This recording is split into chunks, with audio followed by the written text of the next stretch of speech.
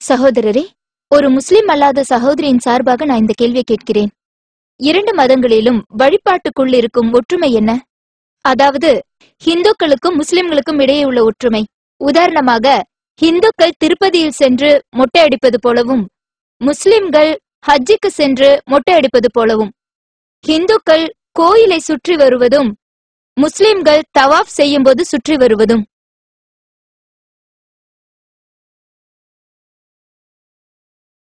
சகோதரி கேட்டுள்ள கேள்வி முஸ்லிம்கள் மற்றும் இந்துக்களின் சமய வழிபாடுகளில் காணப்படும் ஒற்றுமையின் முக்கியத்துவம் என்னவென்பது. உதாரணத்திற்கு, இந்துக்கள் புனித தலங்களுக்கு செல்லும் பொழுது மொட்டை அடிக்கிறார்கள், முஸ்லிம்களும் ஹஜ்ஜுக்கோ உம்ராவிற்கோ செல்லும் பொழுது மொட்டை அடிக்கிறார்கள். அவர்கள் கோயிலை சுற்றி வருகிறார்கள், நாங்களும் சுற்றி வருகிறோம். வழிபாட்டில் நிறைய ஒற்றுமை உள்ளன. இந்த மொட்டை அடிக்கும் வழக்கத்தை பொறுத்தவரையில் அதற்கு காரணம், முஸ்லிம்களான நாங்கள் ஹஜ்ஜுக்கு செல்லும் பொழுது நாங்கள் மொட்டை அடிக்கிறோம். அடக்கத்திற்கு அடையாளமாக இதை செய்கிறோம். நம்மை படைத்த இறைவன் முன்னால் நாம் பணிவை காட்டுகிறோம். பொதுவாக தலைமுடி என்பது அழகை குறிக்கிறது. ஆகவே ஆண்களும் பெண்களும் அநேக விதமாக தங்கள் தலைமுடிகளை அழகுபடுத்திக் கொள்கிறார்கள். ஆகவே மொட்டை அடிக்கும் பொழுது எல்லாம் வல்ல இறைவனுக்கு மட்டும்தான் நாங்கள் அடிபணிகிறோம் என்பதை காட்டுகிறோம். இந்து மதத்திலும் இதே கோட்பாடு உள்ளது. மொட்டை அடிப்பது பணிவை காட்ட, அது ஒத்து போகலாம். வலம் வருவதை பற்றி, நாங்கள் வலம் வருவதின் காரணம் என்ன?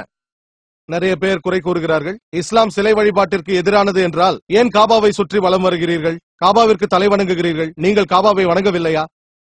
இந்துக்கள் வலம் வருகிறார்கள், அவர்கள் வணங்கவும் செய்கிறார்கள். ஆனால் இந்துக்கள் வலம் வருவதற்கும் முஸ்லிம்கள் வலம் வருவதற்கும் உள்ள வித்தியாசம் சுண்ணாம்பிற்கும் வெண்ணைக்கும் உள்ள வித்தியாசம். நாங்கள் காபாவை முன்னோக்கி தொழுவது என்பது ஒரு திசையை நோக்கி தொழ வேண்டும் என்பதற்காக. அதுதான் கிப்லா. காபா தான் கிப்லா. நாம் தொழ வேண்டும் என்றால் ஒரே திசையை நோக்கி தொழ வேண்டும். இன்று இங்கு நாம் தொழுகை செய்ய வேண்டுமானால் சிலர் வடக்கை நோக்கி தொழலாம், சிலர் தெற்கு, சிலர் கிழக்கு, சிலர் மேற்கு என்பார்கள். ஆகவே ஒற்றுமைக்காக எல்லா முஸ்லிம்களும் காபாவை நோக்கி தொழுகிறார்கள். மேற்கில் வசிப்பவர்கள் கிழக்கு நோக்கியும், கிழக்கில் இருப்பவர்கள் மேற்கு நோக்கியும், வடக்கில் இருப்பவர்கள் தெற்கு நோக்கியும், தெற்கிலிருந்து வடக்கை நோக்கியும் தொழுவார்கள். நீங்கள் உலக வரைபடத்தில் காபாவை கவனமாக பார்த்தால், முதல் உலக வரைபடத்தை 1154 அல் இத்ரூசி வரைந்தார். உலக வரைபடத்தை முஸ்லிம் வரைந்த பொழுது வடதுருவம் கீழேயும் தென்துருவம் மேலேயும் காபா நடுவிலும் இருந்தது. பிறகு மேற்கத்தியர் வரைபடத்தை வரைந்த பொழுது அவர்கள் தலைகீழாக மாற்றினார்கள். வடதுருவம் மேலேயும் தென்துருவம் கீழேயும், இருப்பினும் காபா நடுவில் தான் இருந்தது.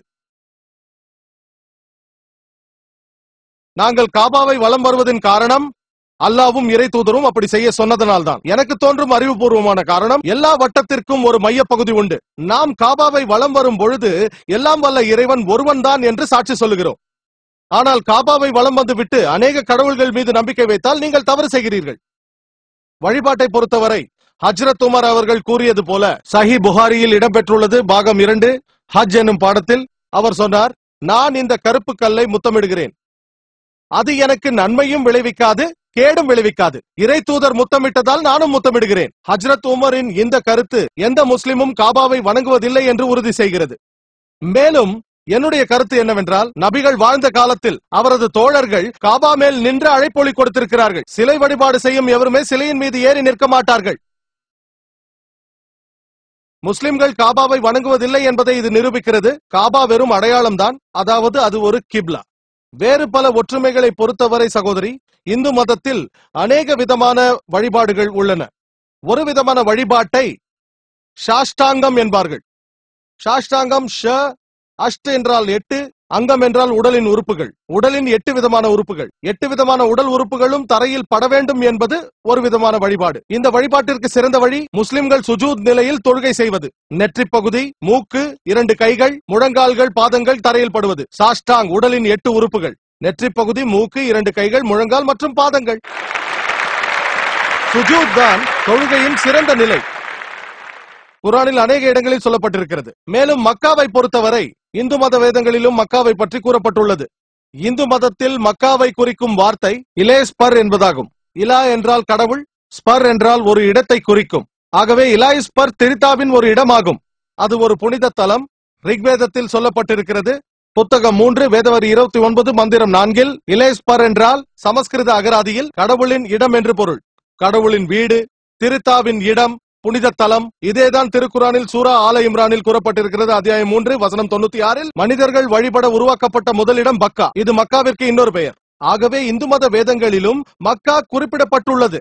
மேலும் அது இந்த இலாஸ்பத் நபா பிருத்வியில் இருக்கும் என்று சொல்லியிருக்கிறது. அதாவது பூமியின் நடுவில். காபா பூமியின் நடுவில் இருக்கிறது என்று நான் சொன்னேன்.